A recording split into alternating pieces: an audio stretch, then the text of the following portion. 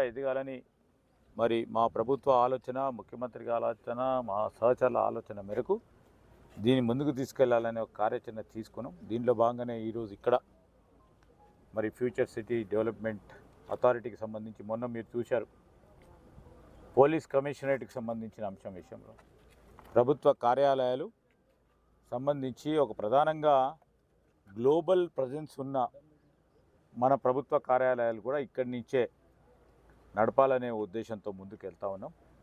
నేను మరి revenue minister గారు ఈరోజు మేము అనుకుంటున్నాం ప్రత్యేకంగా నైపుణ్యానికి సంబంధించిన ఒక యూనివర్సిటీని ఏర్పాటు చేయాలని చెప్పటంతో పాటు చట్టం తీసుకొచ్చి యాక్ట్ని తీసుకొచ్చి ఈరోజు యంగ్ ఇండియా స్కిల్స్ యూనివర్సిటీని ఏర్పాటు చేసుకున్నాం.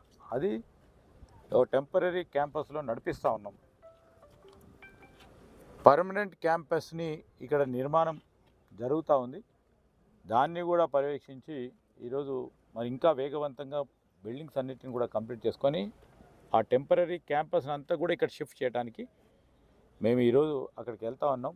శ్రీనివాస్ రెడ్డి గారు మేము అక్కడికి వెళ్ళి మరి ఏ నిర్ణయాలు తీసుకోవాలి, నిర్ణయాలు తీసుకొని వేగవంతంగా దాన్ని పూర్తి చేయడానికి ప్రయత్నం చేస్తాం. హరీష్ రావు గారు ఫ్యూచర్ సిటీని రద్దు చేస్తామన్నారు.